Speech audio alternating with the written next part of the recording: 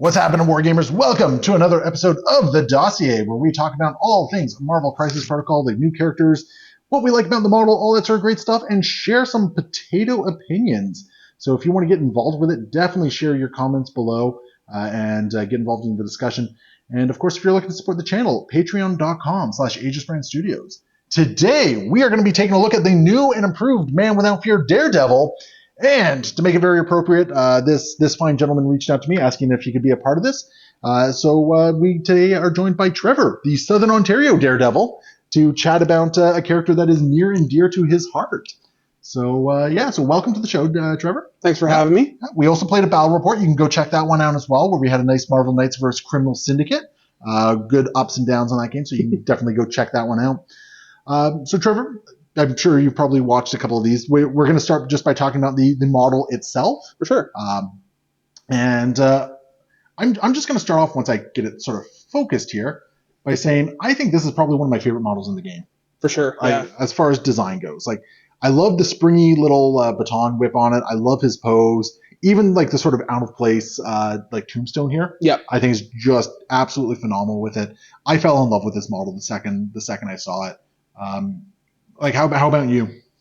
That model there, other than Daredevil being my favorite character from Marvel in general, that was the release of that model was the one that got me into the game.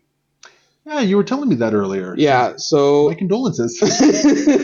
Thank you. It was needed. But the model, I know there's a lot of people that don't like the wiring around them, whether it be for difficult painting or whatever. I like it. It's very thematic for the character, especially if you look at the early 2000s comics run, especially involving Joe Quesada's work with Kevin Smith. Bringing the receipts. The Billy Club grapple hook thing was all over the place. So I like that look. I actually modded mine. Also with that cover in mind of the Quesada. You put that really nice sort of like ornate, what is that, a church topper? Yeah, so it looks like he's jumping off the top of a church. Yeah, I think I know some of the art you're referring to in that one. It's just it looks really good. You can check it out actually in the battle report that we filmed as well. That'll be going up sometime in November, I believe, but it's definitely worth taking a look at.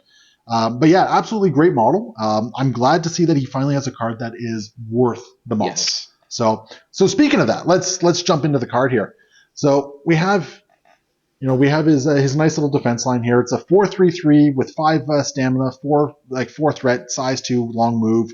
One of the really nice things that happened with Mini Stravaganza is he's got that extra point of physical defense. Yes. And honestly, that's huge. That is huge. Especially with radar sense, right? Mm-hmm. We'll put something a bit more in line with Shadowlands one. Yeah. And it's interesting to see just how far that extra point of physical defense actually goes. Yeah. When it comes down to it, because now that's extra attempts to get that success or that blank or something like that, and it makes him a lot beefier. So it feels really good.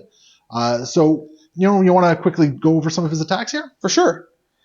I will do the strike again. Sure. All right.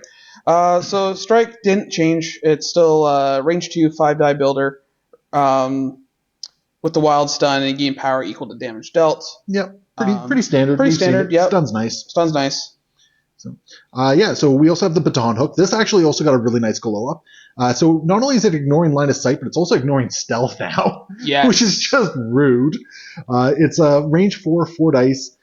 Ignores stealth, ignores cover, ignores line of sight, and the pull trigger is now a hit instead of a wild. Yes. Which that's also another really big change to it. I found the amount of times I played him, and on 4 dice trying to fish for that wild, it's not fun. No. I think it's like a 45% chance you see the wild or something like that. I think because that math sounds like math. Yeah, I think that's the Bucky math for rapid fire now. Yeah. So I think that's what it's at, and it's just having that on the hit just turns so much more of his kit on. For sure. I also love how thematic it is with the fact that he is able to ignore stealth. Like, his radar sense is more superior than Spider-Man's spider sense. He can sense people who are hiding, sneaking up on him. He fights ninjas all the time, so he's got to have that. Oh, yeah. No, for sure. I absolutely love it, and I can only imagine how happy somebody who plays Daredevil a lot more now feels about it. Do you want to take away Devil's Deliverance? Of course. Devil's Deliverance got a big buff here. Area 2, 6 dice for 5 power. You add a die for Each enemy non-dazed character. each enemy non-dazed character within range 2 when the attack was chosen, which is so good because in conjunction with the second part of this is after each attack is resolved, target character or characters are pushed away. Yeah.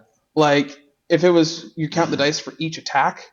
Oh, okay, well that character got pushed away. Now losing dice as it goes on. And what's really cool about this one is that the original version of Devil's Deliverance, it had better scaling in the sense you were getting 2 dice for every enemy character, but it started at 2. Yeah. And that was just, it was 5 power, and if you're rolling 4 dice against one character for 5 power, like why are you spending the 4 power For or sure. the 5 power, right? So this becomes a lot more viable. It's a single target attack now if you want it to be, but it is just an absolutely great crowd clearer at this point as well. Like since the change, I've had a couple Devil's Deliverances where I've been throwing like 8-9 dice, and he gets work done. Yes. Especially with his leadership. I'll let you take this one away, his leadership. All right, his leadership. Marvel Knights. Affiliation Defenders. We finally got a second leader. Been waiting on that for so long. So Marvel Knights, once per turn, an allied character may re-roll a number of its attack dice equal to the number of enemy characters within 2 of itself. Synergy with Devil's Deliverance, man. For sure. Like that is absolutely phenomenal. If this was more than once per turn, it would be so busted. Right? But this is so good. Like especially once you look at the depth of the Defenders roster. And you look at some of the characters you have on there, right? Most of them are range 2 attacks anyways. You have Wolverine. You have Elektra. You have 2 versions of Spider-Man. I think there's Hulk in there as well. Like these are all characters that you give them rerolls. Like all right. Hulks are in it. Oh, that's right. Immortal is in there as well. So this is a really good leadership. I love this leadership. Oh, me too. It is so much fun. I love it. So next up we got Man Without Fear. It is a reactive power for 2. And this one, it used to just be a strike back. Yes. You spend 2, you get to make an attack. They've actually added a short advance to it, which is really nice. It's not an aggressive because it does not require damage to be dealt, which is great. So if you just blank out on the attacks, he can still walk up and just punch in the jimmies right back. Yep. And that's totally something Daredevil will do. I really dig it. And then, we just have some basic innates left. Radar Sense, which is, martial arts on steroids, where he's always counting blanks to his successes against physical and energy. And then Wall Crawler. So all in all, like a huge glow up in the character. And like I can't even begin to talk about just how much better his character feels at this point. He reminds me a lot of, for a lot of people that I know that got into Daredevil as a character, was it first introduced for a lot of it for the Netflix show. Right, so he feels. That's where I kind of got to learn Daredevil myself. Right, I mean, I've been Daredevil fan since like 8 years old or whatever, so I've been lifelong. But like, he feels like that version. He feels in the scrum. He feels like he's taken on the whole hallway fight scenes or the stairwell fight scene. Like that's how this character feels when you play him on the board. Yeah, no, I agree with you 100%. It actually feels like you can get him into that scrum now.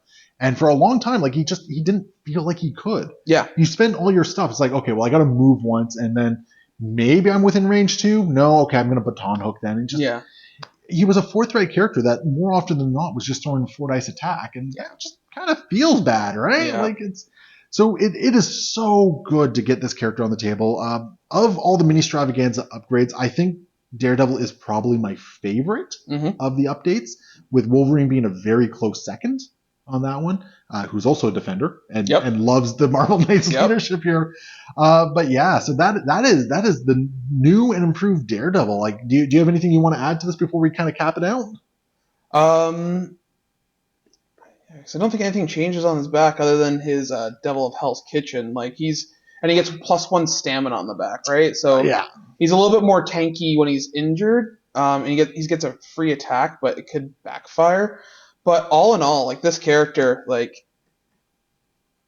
he feels good to play, and you want to build teams based off of your favorite comics or Netflix stuff with this character because of how accurate almost he is. And I mean, he's really solid at throwing dice now. He's Yep. going to reward you for it, which is really good. He's able to stay in the fight a lot longer at this point. And yeah, just in general, like big glow up. Yeah. Yeah. I would have liked to see him have stealth because he is a ninja, but you know what? He doesn't necessarily need it because he can get in there so fast. Yeah, I think if we gave him stealth, I think at that point he might actually be cresting on a low power 5 at that point. That's why you throw a red room training on him. Give him a round. Why not? Why not? Give him a little bit of extra things. The only thing I wish we saw with Daredevil would have been a couple tactics cards. I would like to see that for defenders in general. Defenders in general as well, I definitely agree with you. But just, I think seeing some of these other older characters get a little bit of love tactics cards wise would be really nice. Or even if we just saw some, like, if they ever release another Daredevil and it's just like, well, Matt Murdock. Right? Yeah. And that seems to be the route they're going with a lot of characters. So, maybe we'll see that. But yeah, so there we go. That is Daredevil, the leader of the Marvel Knights affiliation for Defenders. So Trevor, thank you so much for coming out and joining me on this one. Thanks for having me. It's always great to have somebody with a little bit more play experience with these characters chat about them. And of course, we're going to get more dossiers to you coming in the future, so you can watch out for that. And if you want to support the channel, patreon.com/AegisBrand Studios. Thank you so much for watching. Happy wargaming.